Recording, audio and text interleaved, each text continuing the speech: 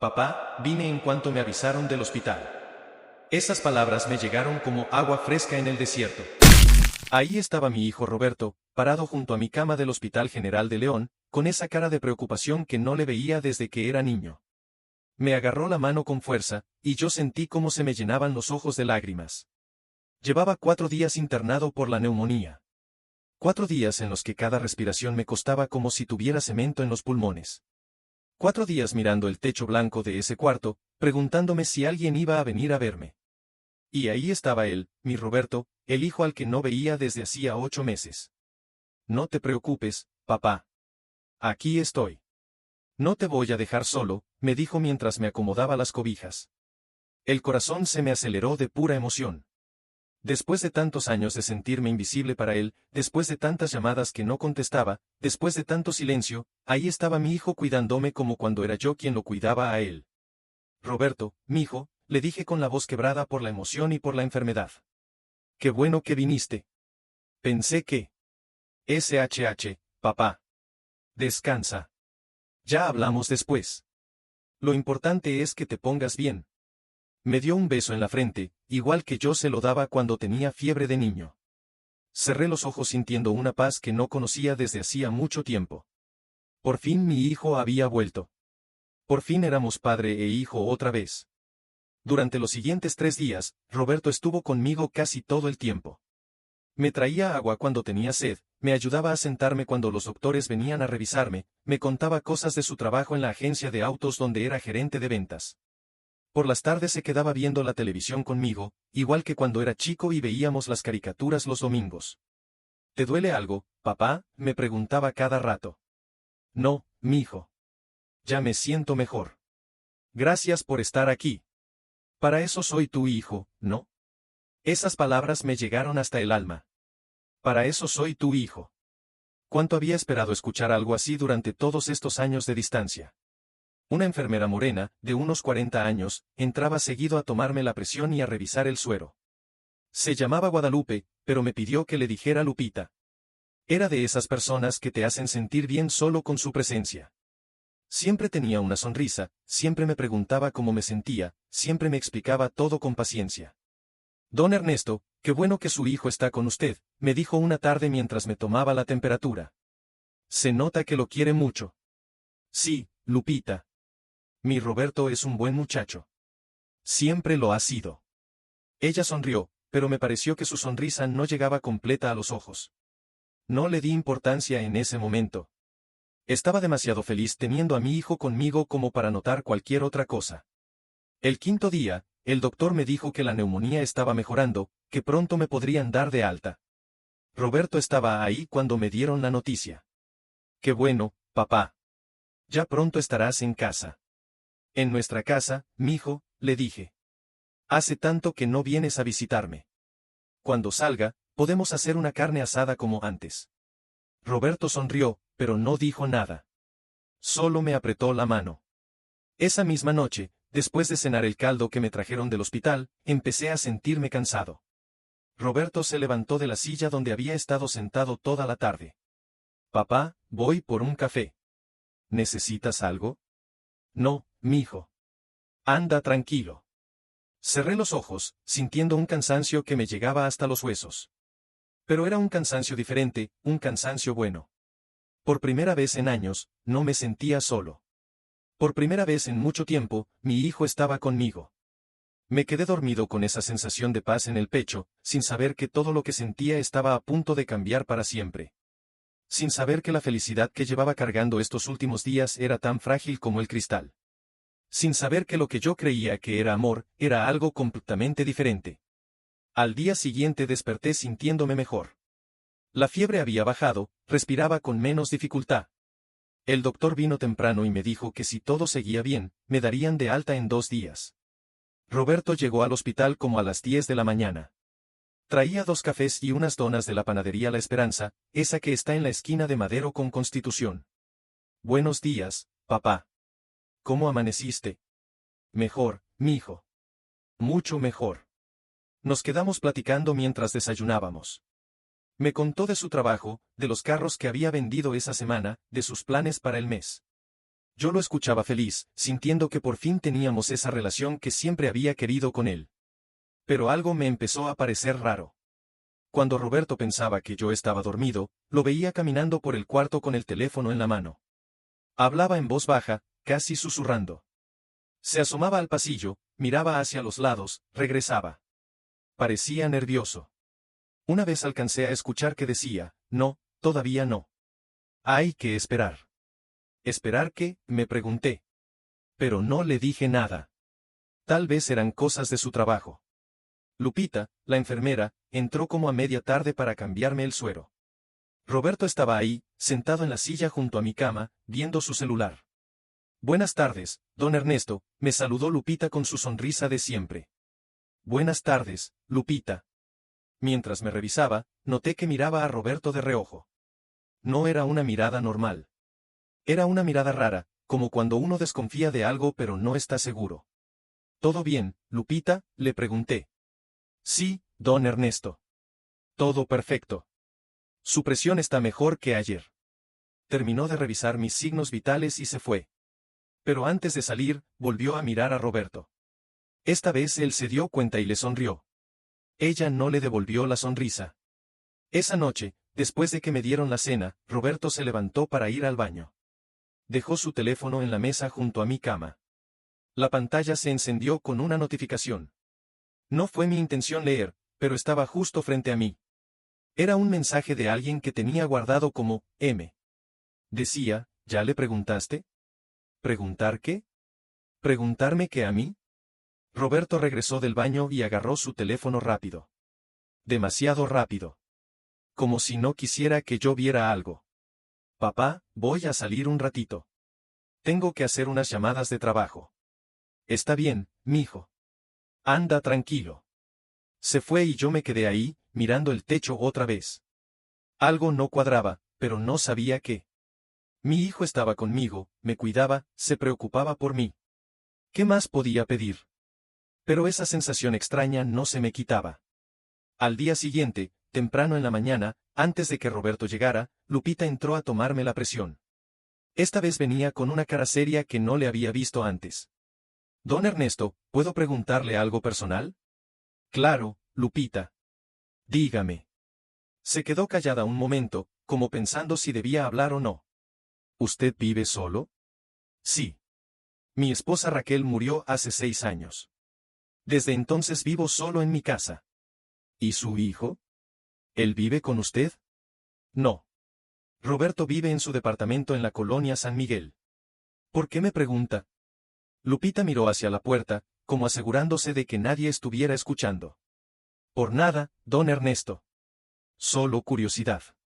Ya sabe, uno como enfermera se acostumbra a platicar con los pacientes. Pero yo sabía que no era solo curiosidad. Había algo en su mirada, algo que me decía que ella sabía algo que yo no sabía. Lupita, si hay algo que me quiera decir. No, don Ernesto. No es nada. Discúlpeme por preguntar. Se fue rápido, dejándome con más dudas que respuestas. Roberto llegó como a las 11. Traía el periódico y más café. Buenos días, papá. ¿Cómo dormiste? Bien, mijo. Bien. Pero la verdad es que había dormido mal. Toda la noche estuve dándole vueltas a todo, las llamadas misteriosas de Roberto, el mensaje en su teléfono, las miradas de Lupita, las preguntas extrañas. ¿Qué era lo que no estaba viendo? ¿Por qué sentía que había algo oculto debajo de toda esa atención que mi hijo me estaba dando? En todos mis 72 años había aprendido que cuando algo se siente raro, es porque algo anda raro. Pero yo no quería creerlo. Después de tanto tiempo de sentirme solo, después de tanto desear que mi hijo volviera a mi vida, ¿cómo iba a sospechar de él? Mientras veía a Roberto leyendo el periódico sentado junto a mi cama, mi mente se fue lejos, a esos años cuando él era niño y yo era su héroe. Roberto nació el 12 de marzo de 1985. Fue un parto difícil. Raquel estuvo 17 horas en labor. Yo me quedé afuera del cuarto del hospital de la mujer, caminando de un lado a otro, fumándome media cajetilla de cigarros mientras esperaba. Cuando por fin la enfermera salió y me dijo, «Felicidades, es un niño», lloré como no había llorado en mi vida. Lo primero que hice cuando me dejaron entrar fue prometerle a ese bebé que pesaba 3 kilos 200 gramos que nunca le iba a faltar nada. Que iba a trabajar todos los días de mi vida para darle lo que yo nunca tuve. Y cumplí esa promesa. Yo trabajaba en una mueblería como carpintero. Don Raúl, mi patrón, me pagaba por pieza terminada. Empecé haciendo las patas de las mesas, después me dejó hacer sillas completas, luego roperos. Para cuando Roberto cumplió 5 años, yo ya era el carpintero principal del taller. Cada peso que ganaba iba para mi familia. Raquel no trabajaba porque queríamos que Roberto creciera con su mamá en casa. Así que todo dependía de mí. Y yo trabajaba feliz, sabiendo que mi esfuerzo le daba de comer a mi hijo. Los domingos después de misa en la iglesia de San Sebastián siempre íbamos a desayunar gorditas al mercado Hidalgo. Roberto pedía las de requesón con azúcar, Raquel las de rajas con queso, y yo las de chicharrón prensado. Nos sentábamos en el puesto de Doña Chela, siempre en la misma mesa de la esquina. Papá, cuando sea grande voy a tener una mueblería como tú, me decía Roberto con la boca llena de gordita. Lo que tú quieras ser, mijo. Yo te voy a apoyar. Y lo apoyé. Cuando entró a la primaria en la escuela Vicente Guerrero, yo le compraba sus útiles completos cada año. Cuadernos profesionales de las mejores marcas, lápices nuevos, sacapuntas, gomas, reglas. Todo nuevo.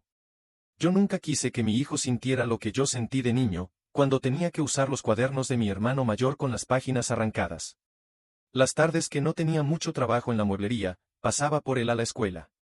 Caminábamos juntos las 6 cuadras hasta la casa, con su mochila azul sobre mi hombro y su mano en la mía.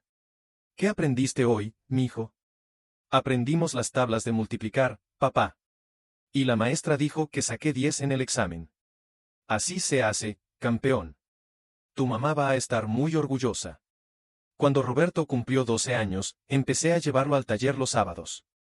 Le enseñaba a usar las herramientas, a lijar la madera, a medir bien antes de cortar. Don Raúl se reía viéndolo con su mandil demasiado grande. Ese muchacho va a ser mejor carpintero que tú, Ernesto, me decía.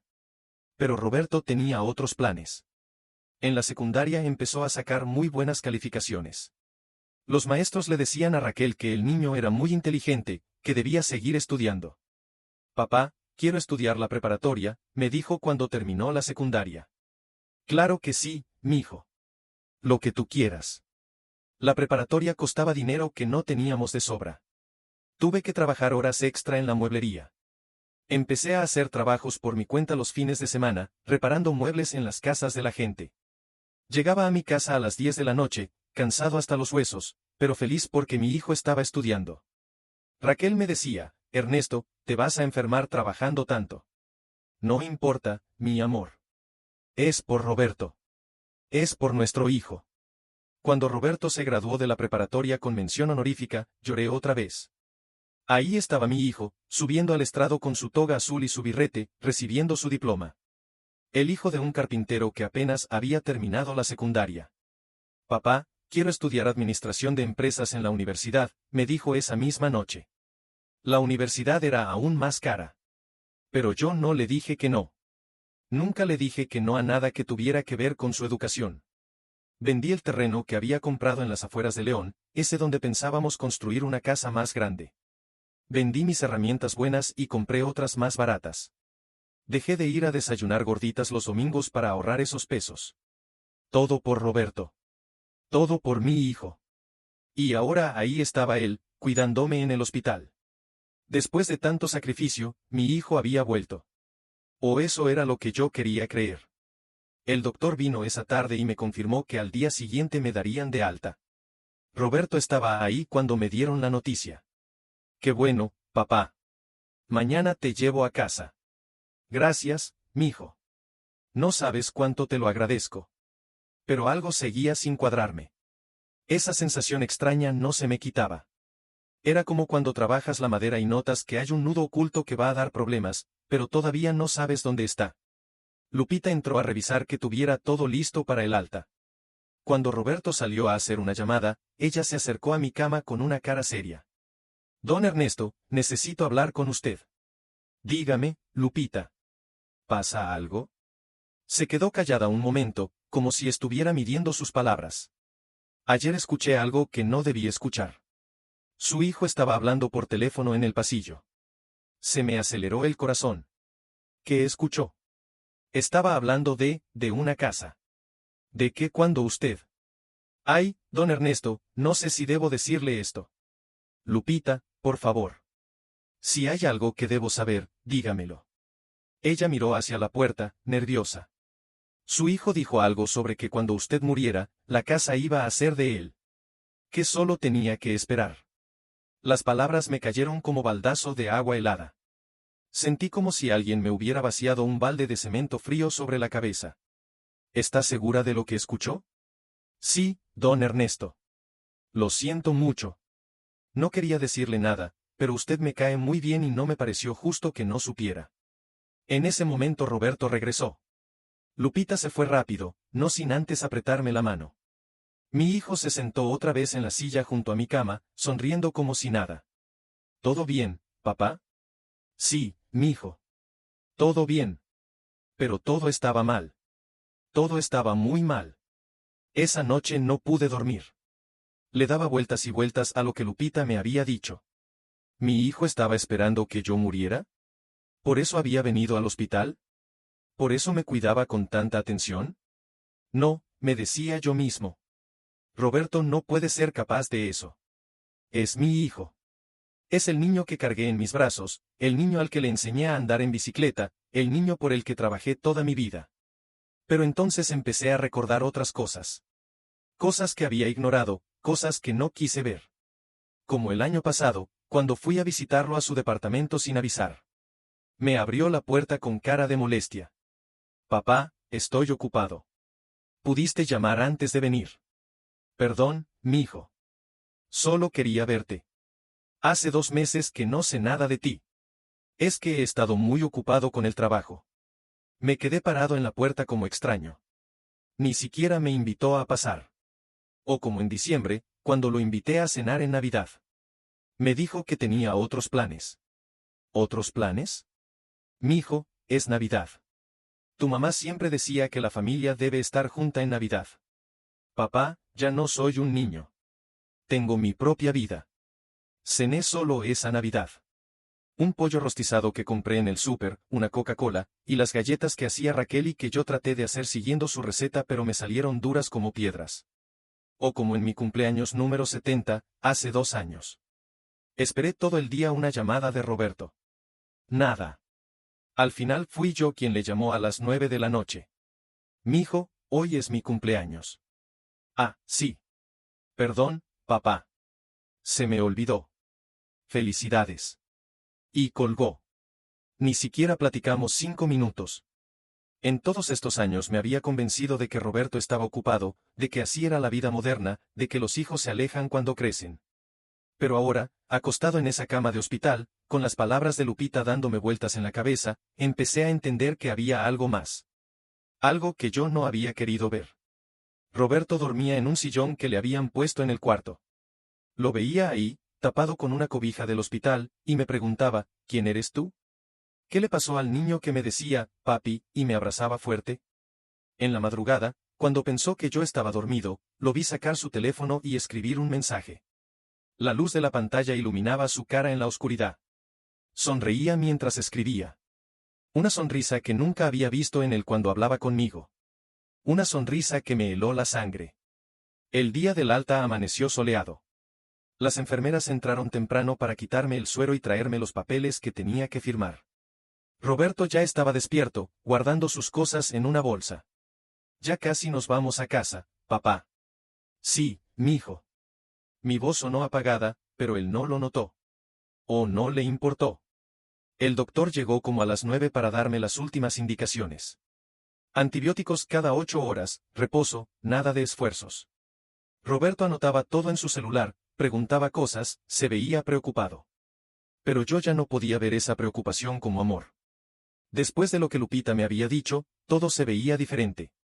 Como a las 10, mientras Roberto fue a la farmacia del hospital a comprar mis medicinas, Lupita entró a despedirse de mí. Don Ernesto, cuídese mucho. Y se quedó callada, dudando. Dígame, Lupita. Sea cuidadoso. A veces la gente que nos cuida tiene otras razones para hacerlo. Me apretó la mano y se fue. Me dejó con un nudo en la garganta del tamaño de un puño. Roberto volvió con las medicinas. Me ayudó a vestirme, a ponerme los zapatos, a caminar hasta la silla de ruedas. Todo con esa atención perfecta que ahora me parecía falsa. Cuando íbamos saliendo del hospital, pasamos por la recepción. Una señora gorda, de unos 50 años, estaba ahí pagando una cuenta. Roberto, gritó cuando lo vio. Mi hijo se quedó helado. Hola, doña Marta. Mijo, qué gusto verte. ¿Tu papá está bien? Sí, gracias. Ya nos dieron de alta. Qué bueno. Y dime, ¿ya pudiste resolver lo de la casa? La última vez que hablamos me dijiste que estabas esperando a qué. Roberto la interrumpió rápido. Doña Marta, tengo prisa. Hablamos después. La empujó hacia afuera casi sin despedirse. Pero yo alcancé a ver la cara de la señora. Una cara que decía, metí la pata. En el carro, un Jetta blanco del 2018, Roberto iba manejando en silencio. Yo iba en el asiento del copiloto, mirando por la ventana, con las palabras de doña Marta rebotándome en la cabeza. ¿Qué casa?, le pregunté. ¿Qué? Esa señora habló de una casa. ¿De qué casa hablaba? No sé, papá. Doña Marta siempre habla de más. Pero yo sabía que estaba mintiendo. En todos estos años de trabajar la madera, había aprendido a reconocer cuando algo no está derecho. Y lo que estaba pasando no estaba derecho. Llegamos a mi casa en la colonia La Aurora como a las 11 de la mañana. Es una casa sencilla, de 2 cuartos, sala, cocina y un patio pequeño. La compré hace 32 años con un crédito del Infonavit que terminé de pagar hace 6 años. Es mi casa. La casa donde crié a Roberto, la casa donde murió Raquel, la casa donde pensé que iba a morir yo. Roberto me ayudó a entrar, me acomodó en mi silla favorita, me trajo agua. Papá, voy a la tienda a comprar algo para comer. ¿Quieres algo en especial?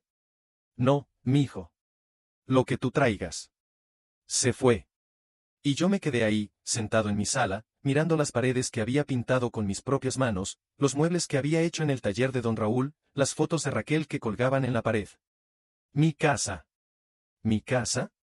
Me levanté despacio, todavía débil por la enfermedad, y fui a mi cuarto. Abrí el cajón de mi buró donde guardaba papeles importantes. Las escrituras de la casa estaban ahí, igual que siempre. Pero había algo más. Un papel que no reconocí. Lo saqué. Era una hoja con el logo de un notario. La leí una vez, después otra vez, después una tercera vez, sin poder creer lo que estaba viendo. Era un documento donde yo supuestamente le había dado un poder a Roberto sobre la casa. Un poder para que él pudiera venderla o hacer lo que quisiera con ella. Mi firma estaba ahí. Pero yo no recordaba haber firmado eso nunca. Las manos me empezaron a temblar. El papel se me cayó al piso. En ese momento escuché la puerta de entrada abrirse. Roberto había vuelto. Papá, ya llegué. Compré pollo. Se cayó cuando me vio parado en mi cuarto, con ese papel en el piso. Nos miramos. Y en sus ojos vi algo que me destrozó el alma. Culpa. Mi hijo sabía exactamente qué papel era ese. Y sabía que yo acababa de descubrir la verdad. Papá, te puedo explicar. Levanté la mano para que se callara. No quería escuchar explicaciones. No todavía. Primero necesitaba entender qué estaba pasando. Déjame solo, le dije con una voz que no reconocí como mía. Pero papá. He dicho que me deje solo. Roberto dejó las bolsas del súper en la mesa y se fue a la sala. Yo cerré la puerta de mi cuarto y me senté en la cama, con ese papel en las manos. Lo leí otra vez, despacio, tratando de entender cada palabra. El documento decía que yo le había dado poder a Roberto para vender, hipotecar o hacer cualquier trámite sobre mi casa. Estaba fechado hace un año. Mi firma estaba ahí, junto con la de un notario de León. Pero yo no recordaba haber firmado eso. Entonces empecé a recordar. Hace como un año, Roberto vino a visitarme. Fue raro porque hacía meses que no venía. Me dijo que necesitaba que le firmara unos papeles. ¿Qué papeles, mijo? Es para unos trámites del seguro, papá. Nada importante. Solo firma aquí. Yo firmé. Sin leer. Porque confiaba en mi hijo. Porque nunca pensé que mi propio hijo me iba a engañar. Me quedé ahí sentado en mi cama, sintiendo como todo lo que había creído durante estos días en el hospital se desmoronaba como castillo de arena. Roberto no había venido por amor. Roberto había venido porque yo estaba enfermo, porque pensó que me iba a morir, porque quería asegurarse de que la casa quedara en sus manos. Las palabras de Lupita volvieron a mi mente: cuando usted muriera, la casa iba a ser de él. Todo cuadraba ahora. Las llamadas misteriosas, los mensajes en su celular, la atención excesiva, las visitas al hospital. Todo era mentira. Todo era una actuación. Pero yo no iba a dejarme vencer así. No después de 72 años trabajando, luchando, construyendo. No después de todo lo que había hecho por ese hijo que ahora me veía como un estorbo que debía morirse pronto. Abrí el cajón donde guardaba el teléfono de mi compadre Arturo. Arturo había sido carpintero conmigo en la mueblería de don Raúl. Después estudió leyes por las noches y ahora era abogado. Nos habíamos distanciado un poco con los años, pero siempre me decía: Ernesto, si algún día necesitas algo legal, me hablas. Lo llamé. Arturo. Ernesto. Compadre, qué gusto oírte. Me enteré que estuviste enfermo. Sí, compadre. Pero ya estoy mejor. Mira, necesito que me ayudes con algo. Es urgente. Claro. Dime. Le expliqué lo del papel, lo del poder que supuestamente le había dado a Roberto. Arturo se quedó callado un momento. Ese documento puede ser impugnado si tú no sabías lo que estabas firmando. Pero necesitamos actuar rápido. ¿Qué tengo que hacer? Primero, no dejes que Roberto sepa que sospechas algo. Segundo, guarda todos los documentos originales de la casa donde él no pueda encontrarlos. Tercero, ven a mi oficina mañana para hacer un nuevo testamento y revocar ese poder. Mañana voy, compadre. Gracias. Colgué el teléfono y me quedé ahí sentado, pensando en mi siguiente paso. En todos estos años trabajando como carpintero había aprendido que cuando una pieza de madera está dañada, hay que cortarla antes de que eche a perder todo el mueble. Mi hijo estaba dañado por dentro. No sé cuándo pasó, no sé cómo pasó. Pero el niño que yo crié ya no existía. Guardé las escrituras originales de la casa dentro de una bolsa de plástico. Las escondí detrás de la repisa de la cocina, en un hueco que hice años atrás para guardar el dinero cuando no confiaba en los bancos. Roberto nunca supo de ese escondite. Después respiré hondo y salí del cuarto. Roberto estaba sentado en la sala, viendo la televisión. Cuando me vio, se paró rápido. Papá, necesitamos hablar. No hay nada de qué hablar, mijo. Ya entendí todo. No es lo que piensas. Ah, ¿no? Entonces dime, ¿qué es? Se quedó callado. Abrió la boca para decir algo, pero no le salieron las palabras. Eso pensé, le dije. Mira, Roberto. Estoy cansado. Voy a dormir. Mañana hablaremos con calma. Está bien, papá. Esa noche no dormí. Me quedé acostado en mi cama, mirando el techo, recordando todos los años de mi vida. Los años con Raquel, cuando éramos jóvenes y pobres pero felices. Los años criando a Roberto, viéndolo crecer, soñando con su futuro. Los años después de que Raquel murió, cuando me quedé solo en esta casa grande que de repente se sentía vacía. Y ahora esto. Mi propio hijo esperando que me muriera para quedarse con lo único que me quedaba. Pero yo tenía un plan. Un plan que Roberto no se esperaba. Porque hay algo que mi hijo olvidó: los hombres de mi generación no nos rendimos fácil. Hemos pasado por cosas peores que un hijo traicionero. Hemos sobrevivido a crisis, enfermedades, pérdidas. Y yo iba a sobrevivir a esto también. Al día siguiente me levanté temprano, como siempre. Roberto dormía en el sillón de la sala. Lo dejé ahí y me fui caminando despacio hasta la panadería La Esperanza a comprar pan dulce y a pensar. Don Miguel, el panadero, me saludó con su sonrisa de siempre. Don Ernesto, qué gusto verlo. Me dijeron que estuvo en el hospital. Sí, don Miguel. Pero ya estoy mejor. Qué bueno. Y dígame, ¿su hijo vino a cuidarlo? Sí, vino. Don Miguel me miró con esos ojos que ven más de lo que uno dice. ¿Y todo bien con él? Me quedé callado un momento. Don Miguel y yo nos conocíamos desde hacía 30 años. Él sabía cómo era Roberto de niño, lo había visto crecer. Don Miguel, a veces los hijos no salen como uno espera. Él asintió, sin decir nada más. Me dio mi bolsa con pan y me deseó suerte. Cuando volví a la casa, Roberto ya estaba despierto. Estaba en la cocina haciendo café. Buenos días, papá. ¿A dónde fuiste? Por pan. ¿Quieres? Sí, gracias. Desayunamos en silencio. Yo lo veía de reojo, estudiándolo. Parecía nervioso. Se paraba cada rato a revisar su teléfono, miraba por la ventana, movía la pierna como cuando era niño y estaba ansioso. Papá, sobre lo de ayer. Ya te dije que después hablamos, mijo. Ahora tengo que ir a hacer unas cosas. ¿Qué cosas? El doctor dijo que no salieras. Nada importante. Solo unos trámites. Te acompaño. No hace falta. Tú debes tener trabajo.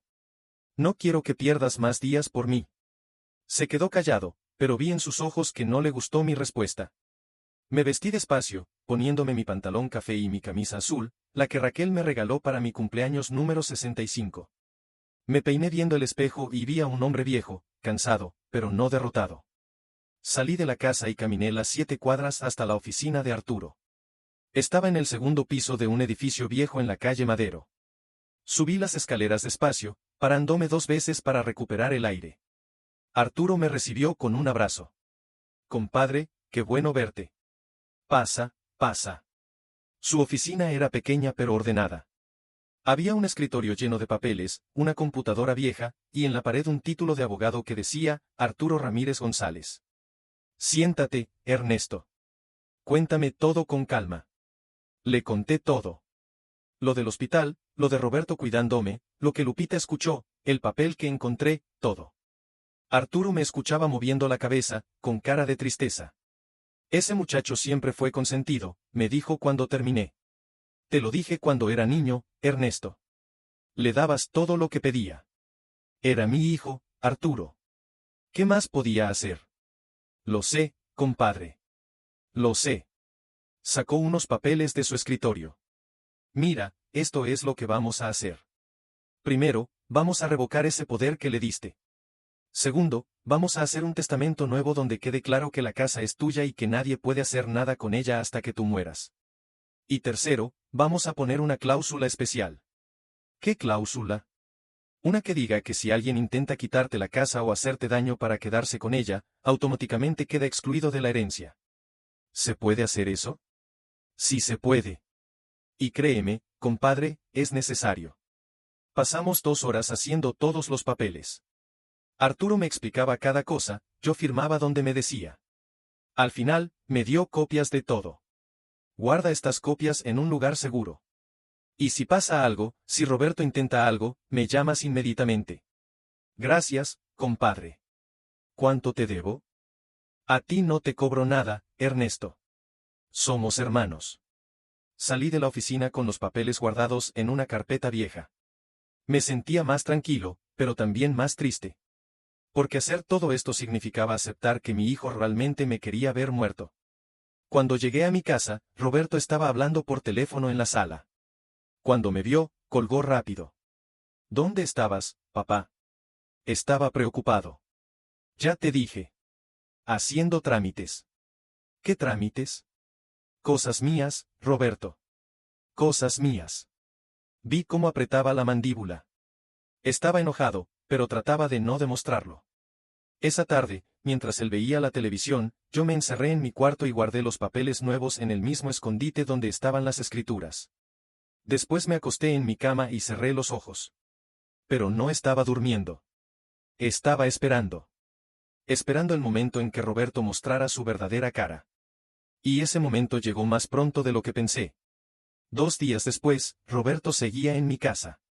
Ya no iba a trabajar, decía que había pedido vacaciones para cuidarme.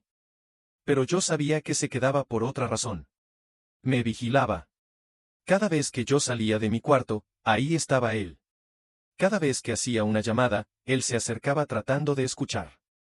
Cada vez que abría un cajón, él preguntaba qué estaba buscando. Papá, ¿necesitas algo? Yo te lo busco. No, mijo. Puedo solo. La tensión en la casa era como cable de acero a punto de reventarse. El tercer día en la tarde, tocaron a la puerta. Era Lupita, la enfermera del hospital. Traía puesto su uniforme blanco y cargaba un maletín. Buenas tardes, don Ernesto. Vine a ver cómo estaba. A veces hacemos visitas de seguimiento a los pacientes que salen del hospital. Qué amable, Lupita. Pase. Roberto estaba en la sala. Cuando vio a Lupita, se puso tenso. No sabía que hacían visitas a domicilio, dijo.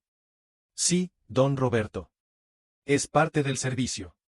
Lupita me revisó la presión, me escuchó los pulmones, me hizo unas preguntas sobre cómo me sentía. Todo normal. Pero cuando Roberto fue al baño, ella se acercó y me susurró. ¿Ya supo más cosas? Sí, le dije bajito. Ya sé todo. Tenga cuidado, don Ernesto. Ese muchacho no se ve bien. Cuando Roberto volvió, Lupita ya se estaba despidiendo. Todo está bien, don Ernesto.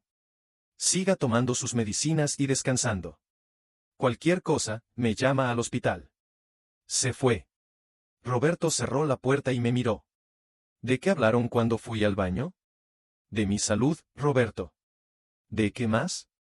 No me mientas, papá. Vi cómo te susurraba. No te estoy mintiendo. Si me estás mintiendo. Igual que me mentiste cuando fuiste a ver a ese abogado. Se me heló la sangre. ¿Cómo sabía que había ido con Arturo? ¿Me estás siguiendo? Claro que te estoy siguiendo. Porque sé que estás haciendo algo. Sé que quieres quitarme lo que me pertenece. Ahí estaba. La verdad saliendo por fin. ¿Lo que te pertenece? Esta es mi casa, Roberto. Yo la pagué con mi trabajo durante 30 años. Tú me la prometiste. Me dijiste que cuando te murieras iba a ser mía. Sí, cuando yo me muera. No mientras estoy vivo. Roberto empezó a caminar de un lado a otro de la sala, como animal enjaulado. ¿Sabes cuánto dinero me debe ese banco? ¿Sabes cuántos préstamos tengo? Necesito vender esta casa, papá. La necesito. ¿Y por eso viniste al hospital? ¿Por eso te quedaste cuidándome? ¿Por qué necesitas mi casa? Yo te cuidé de verdad. Mentira. Tú estabas esperando que me muriera. La enfermera te escuchó decirlo. Cuando él muera, la casa será mía. Eso dijiste. Roberto se quedó callado. La culpa le llenó la cara como agua desbordándose. Papá, yo. No me digas papá. Un hijo de verdad no hace esto. Un hijo de verdad no espera que su padre se muera para robarle. No es robar. ¿Tú me la ibas a dejar de todas formas? Sí, te la iba a dejar. Cuando yo muriera naturalmente. No cuando tú decidieras que ya era tiempo de que me muriera. Las palabras salieron de mi boca como cuchillos. Roberto se quedó ahí parado, con los puños apretados. ¿Y qué vas a hacer? ¿Me vas a quitar de tu testamento? Me levanté de mi silla. Me dolía todo el cuerpo, pero me levanté y caminé hasta quedar frente a él. Ya lo hice, Roberto. Ya fui con el abogado. Ya revoqué el poder que me engañaste para que te firmara. Ya hice un testamento nuevo donde dice que esta casa no es tuya hasta que yo muera. Y si intentas hacerme algo, quedas completamente fuera. Vi cómo se le descomponía la cara. De la sorpresa pasó al coraje, del coraje a la desesperación. No puedes hacerme esto. Ya lo hice. Papá, por favor. Tengo deudas. Me van a quitar todo si no consigo ese dinero. Esas son tus deudas, Roberto. No las mías. Yo trabajé toda mi vida para darte educación, para darte un futuro. Si tú lo desperdiciaste, es tu problema. ¿Mi problema? Tú tienes la culpa. Siempre esperabas que yo fuera perfecto. Siempre me presionabas para que estudiara, para que fuera alguien. Nunca fue suficiente para ti. ¿Presionarte? Yo solo quería que tuvieras lo que yo no tuve. Pues no lo quería. Yo quería un padre que estuviera en casa, no un padre que siempre estaba trabajando. Esas palabras me dolieron más que cualquier golpe físico. Porque tenía razón. Yo había trabajado tanto, que quizás no estuve ahí cuando él me necesitaba de otras formas. Pero eso no justificaba lo que había hecho. Tienes razón, le dije con voz tranquila. Tal vez no fui el padre perfecto. Tal vez trabajé demasiado. Pero todo lo que hice, lo hice por ti. Y tú pagaste ese sacrificio esperando que me muriera pronto. Yo no quería que te murieras. Si querías. La enfermera te escuchó. Doña Marta del hospital te escuchó hablando de vender la casa. Todos te escucharon, Roberto. Todos menos yo, porque yo no quería creer que mi hijo era capaz de eso. Se quedó callado, con la cabeza agachada. Vete de mi casa, le dije. Papá. Vete. Y no regreses.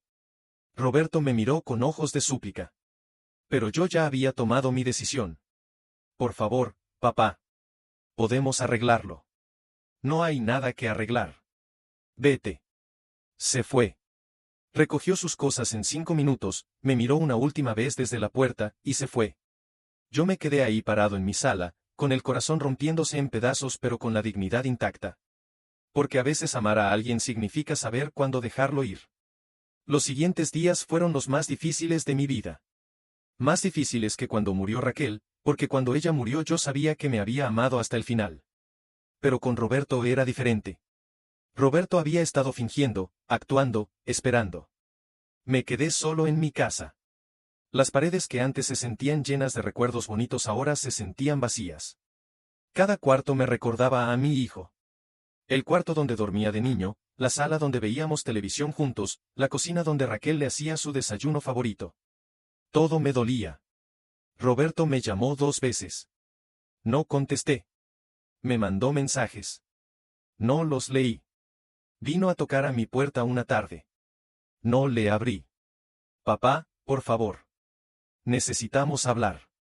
Me quedé callado del otro lado de la puerta, escuchando su voz suplicante. Parte de mí quería abrir, abrazarlo, decirle que todo estaba bien. Pero la otra parte, la parte que había aprendido de golpe que el amor de un hijo puede ser mentira, me mantuvo ahí parado sin moverme. Papá, lo siento. De verdad lo siento. Escuché sus pasos alejándose. Escuché su carro arrancando. Y me quedé ahí parado, sintiendo como las lágrimas me rodaban por las mejillas. Porque una cosa es echar a tu hijo de tu casa. Otra cosa muy diferente es vivir con ese vacío después. Lupita vino a visitarme una semana después. Tocó a la puerta y cuando abrí, me vio con esos ojos de enfermera que ven todo. Don Ernesto, se ve terrible. Estoy bien, Lupita. No está bien. ¿Ha comido? La verdad es que casi no había comido. No tenía hambre. No tenía ganas de nada. Un poco. Lo voy a llevar a que comamos algo. No me diga que no. Me llevó a un restaurante pequeño en el centro, un lugar donde vendían pozole y tostadas. Mientras comíamos, ella me platicó de su vida. Tenía 3 hijos. El mayor era ingeniero, el de en medio maestro, la más chica estudiaba enfermería como ella. ¿Y se llevan bien con usted?, le pregunté. No siempre. A veces peleamos. A veces no nos entendemos. Pero nos queremos, don Ernesto. De verdad nos queremos. Yo creí que mi hijo me quería. Tal vez sí lo quiere. Solo que de una forma muy confundida. Nos quedamos callados un rato, comiendo nuestro pozole. Don Ernesto, ¿puedo decirle algo? Claro, Lupita. Lo que hizo fue correcto. Defender su dignidad, poner límites, no dejarse usar. Eso fue correcto. Pero no deje que el coraje se coma lo que queda de amor. Porque si deja que pase eso, Roberto no será el único que pierda. Usted también va a perder. Sus palabras se me quedaron dando vueltas en la cabeza todo el día. Esa noche, sentado en mi silla viendo la televisión sin realmente verla, pensé en todo lo que había pasado. En el hospital, cuando creí que mi hijo había vuelto. En el momento cuando descubrí la verdad. En la pelea que tuvimos. En la puerta que cerré cuando él se fue. Y me pregunté, ¿qué hubiera hecho Raquel? Raquel era más sabia que yo. Ella siempre decía que el amor y la dignidad no estaban peleados, que uno podía amar a alguien y al mismo tiempo no permitir que te pisotearan. El amor no significa ser tonto, me decía cuando teníamos problemas con algún familiar. Significa ser firme pero justo. ¿Había sido yo firme pero justo? Firme sí. Justo, no estaba seguro. Al día siguiente llamé a Arturo. Compadre, necesito preguntarte algo legal. Dime, Ernesto. Si yo quisiera ayudar a Roberto a pagar sus deudas, pero sin darle la casa, ¿se puede? Arturo se quedó callado un momento. Sí se puede. Puedes darle dinero con condiciones. Por ejemplo, que lo use solo para pagar deudas, no para otras cosas. ¿Y cómo me aseguro de que lo haga? Haciendo un contrato. Y pagándole directamente a los acreedores, no a él. Está bien. Ayúdame a hacer eso. Ernesto, ¿estás seguro? No. Pero es lo que Raquel hubiera hecho. Porque al final del día, Roberto seguía siendo mi hijo. Un hijo que me había traicionado, un hijo que había esperado mi muerte, un hijo que me había mentido. Pero mi hijo al final.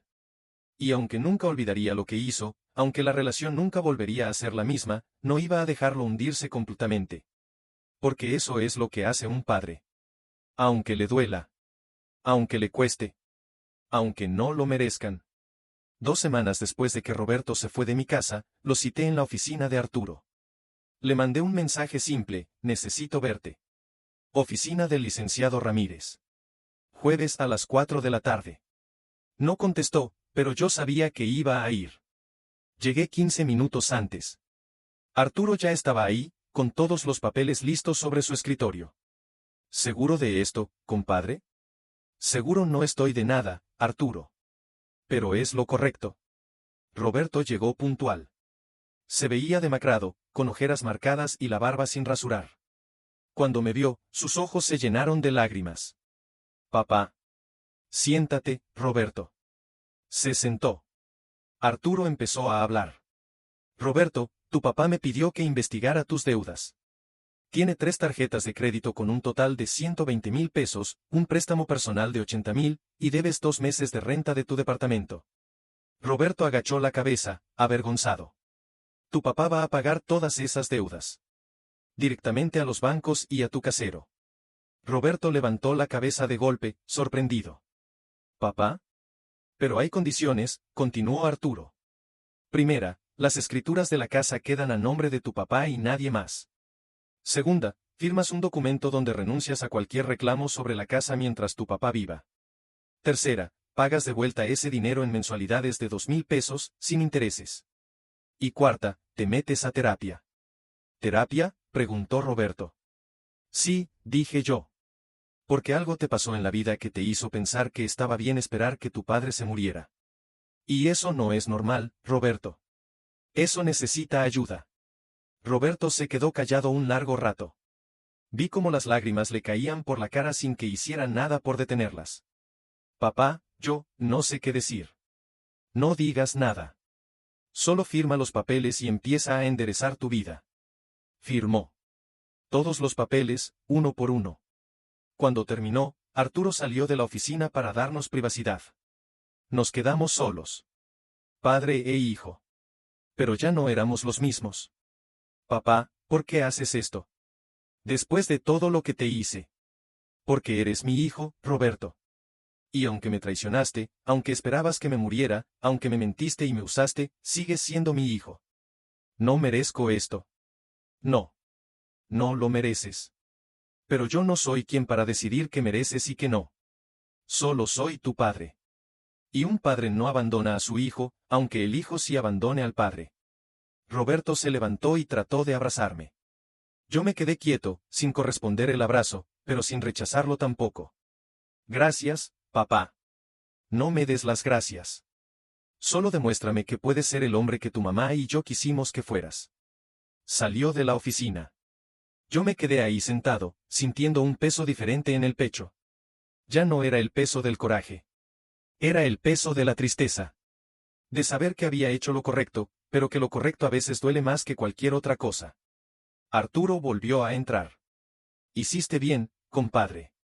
No lo sé, Arturo. Honestamente no lo sé. Un hombre que trabaja toda su vida, que cría a un hijo, que pierde a su esposa, y que aún así tiene el corazón para perdonar, ese es un hombre que hizo bien. Salí de la oficina cuando ya estaba oscureciendo. Caminé despacio por las calles de León, viendo los negocios cerrando, las familias caminando juntas, los niños corriendo. Y pensé en todo lo que había vivido. Pensé en Raquel, en cómo me hubiera gustado que estuviera aquí para aconsejarme. Pensé en Roberto de niño, en ese niño que me abrazaba fuerte y me decía que yo era su héroe. Pensé en mí mismo, en ese hombre de 72 años que acababa de aprender que el amor verdadero no es ciego, es firme. Cuando llegué a mi casa, me senté en mi silla y miré las fotos en la pared. Raquel sonriendo en nuestra boda. Roberto en su graduación. Yo en mi taller, con mi mandil lleno de aserrín. Toda una vida resumida en fotos. Toda una vida de trabajo, de amor, de sacrificio. Y al final, ¿qué me quedaba? Me quedaba la dignidad de saber que hice lo correcto. Me quedaba la paz de saber que no me dejé pisotear. Me quedaba la satisfacción de saber que le di a mi hijo una última oportunidad de redimirse. ¿La relación volvería a ser como antes? No. Nunca. Algo se había roto que ya no se podía reparar completamente. Pero tal vez no se trataba de reparar. Tal vez se trataba de construir algo nuevo. Algo diferente. Algo más honesto. Roberto me pagó la primera mensualidad una semana después. Me dejó el sobre en la puerta con una nota: gracias, papá. Empecé la terapia. Guardé el dinero en el cajón donde tenía los papeles de la casa. Y por primera vez en semanas, dormí tranquilo. Porque al final del día, un padre no es alguien que nunca se equivoca. Un padre es alguien que, incluso cuando lo traicionan, encuentra la manera de enseñar una última lección. La lección de que el amor verdadero es firme pero no cruel. Es justo pero no vengativo. Es fuerte pero no destruye. Y esa es la lección que espero que Roberto aprenda. Cuando él tenga sus propios hijos, cuando pase por sus propias pruebas, espero que recuerde este momento. Y espero que sea mejor padre de lo que yo fui. Porque eso es lo que uno desea para sus hijos, que sean mejores que uno. Incluso cuando te fallen. Incluso cuando te desilusionen. Porque eso es ser padre. Si estás pasando por algo similar con tu familia, recuerda esto: poner límites no es dejar de amar. Es amarse a uno mismo lo suficiente para no permitir el abuso. Es enseñarle al otro que tú también mereces respeto. Y es mostrar que la dignidad no se negocia, ni siquiera con quienes más amas. Dime en los comentarios, ¿hice bien en ayudar a Roberto o debí dejarlo enfrentar solo sus consecuencias? Escríbeme de qué ciudad me estás escuchando. Dale like si crees que el amor debe tener límites. Y suscríbete para más historias de personas que recuperaron su dignidad. Porque al final, lo que construyes con tu vida no son casas ni propiedades. Es el ejemplo que dejas. Y yo elegí dejar el ejemplo de que un hombre puede ser traicionado y aún así mantener su humanidad. Hasta la próxima historia.